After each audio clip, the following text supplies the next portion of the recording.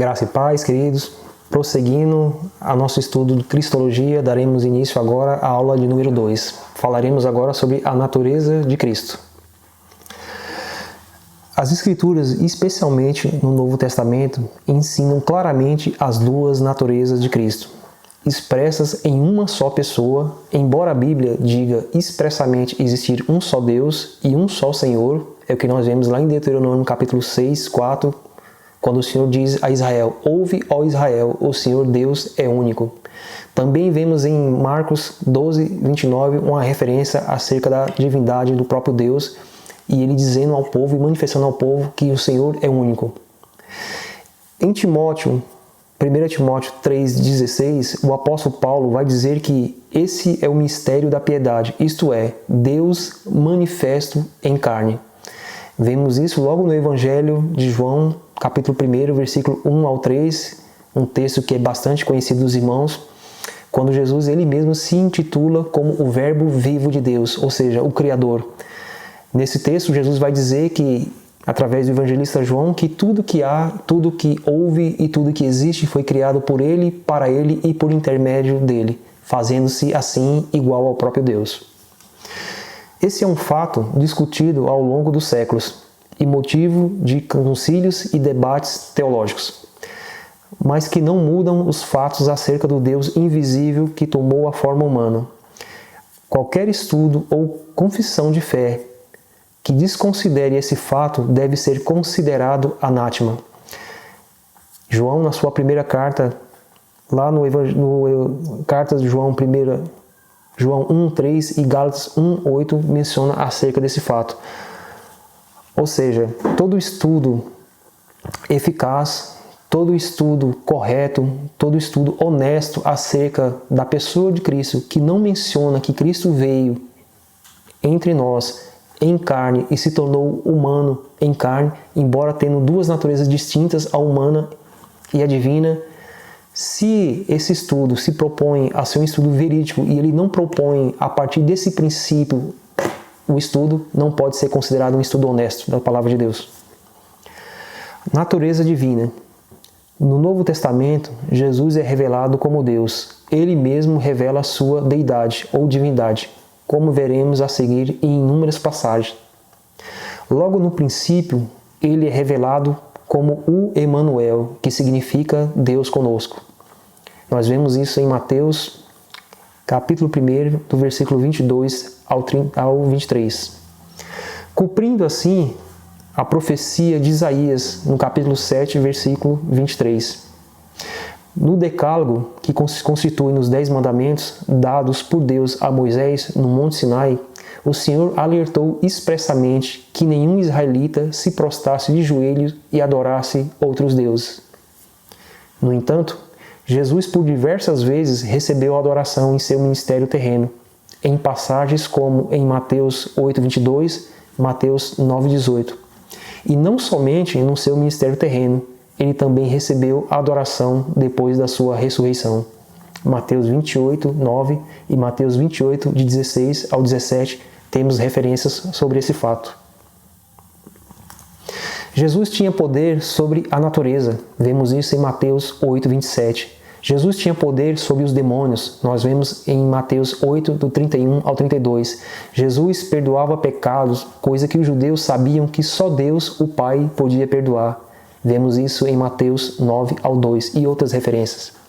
Tinha poder sobre a morte, Mateus 9, 23 ao 25. Tinha poder sobre as enfermidades, Mateus 14, 35 ao 36 e Mateus 15, do 30 ao 31. O próprio Pai testificou sobre a divindade dele em Mateus 16, do 16 ao 17 e Mateus 17, 5. E o próprio Jesus testificou de sua divindade em Mateus 23, 37. A natureza humana de Jesus. Durante os primeiros séculos do cristianismo, alguns duvidavam da natureza humana de Jesus. Esses que duvidavam tinham o entendimento de que Jesus não podia ter uma forma ou um corpo humano, visto que o corpo físico era corrompido pelo pecado e naturalmente inclinado ao mal. O gnosticismo, no primeiro século, era um grupo que defendia esse pensamento e trazia graves problemas à igreja, a ponto de João, em sua primeira epístola, capítulo 4, do 1 ao 3, condenar esses falsos cristãos por seus ensinos.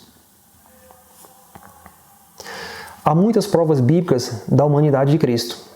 Ele chama a si mesmo de homem, e assim é chamado pelos outros. No Evangelho de Lucas, o escritor relata por vezes este fato, como vemos em Lucas 5:24, Lucas 17:24, Lucas 9:58 e também nos outros evangelhos testifica essa verdade, como em Mateus 24:44, Mateus 25:31, Mateus 12:40 e Marcos 10:45.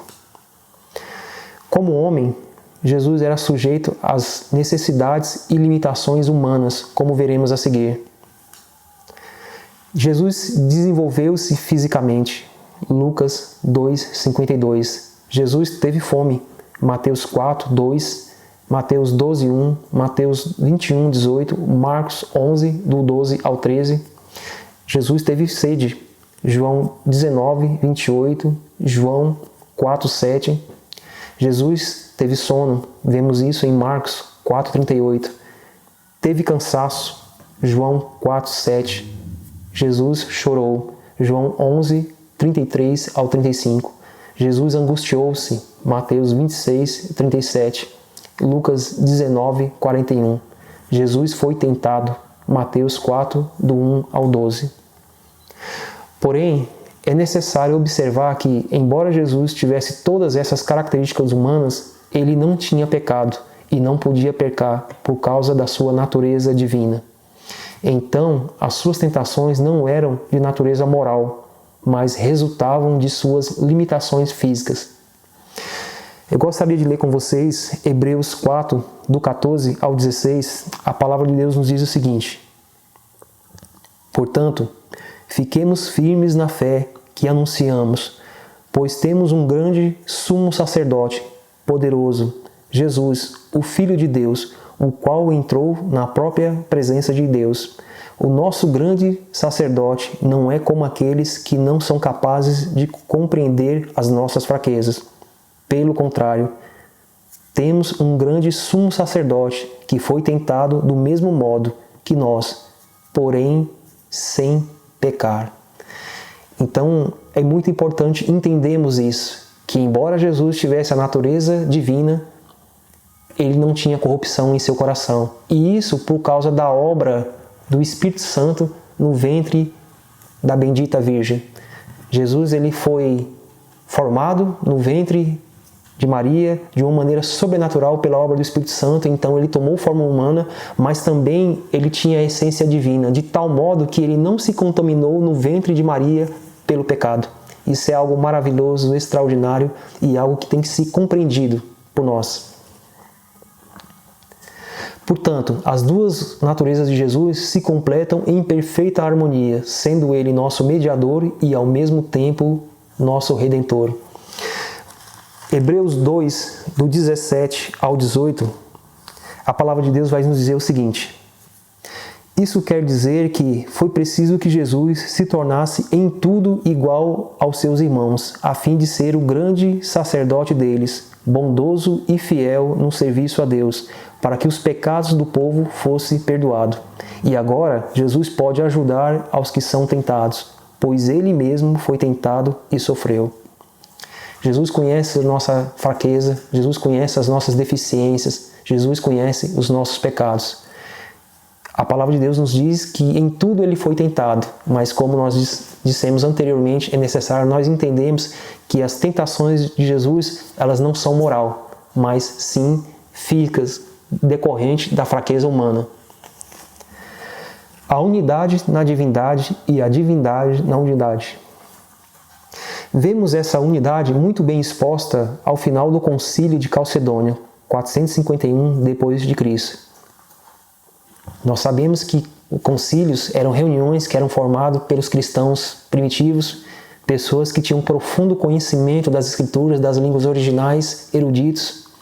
E quando surgiam assuntos difíceis de entender, quando surgiam assuntos que traziam desconfiança, que traziam muitas vezes dificuldades de entendimento por falta dos cristãos, e isso por causa de falsos cristãos que se introduziam no meio da igreja e traziam dúvidas acerca da pessoa de Jesus, como também da pessoa do Espírito Santo de Deus e tantos outros assuntos. Então existia a necessidade de reunir um concílio de cristãos, de pessoas que tinham caráter, que tinham honra, que eram pessoas conhecidas no meio da igreja, respeitadas, pessoas profundamente conhecedoras da palavra, para que houvesse uma compreensão maior sobre aquele assunto e assim se chegasse a uma conclusão.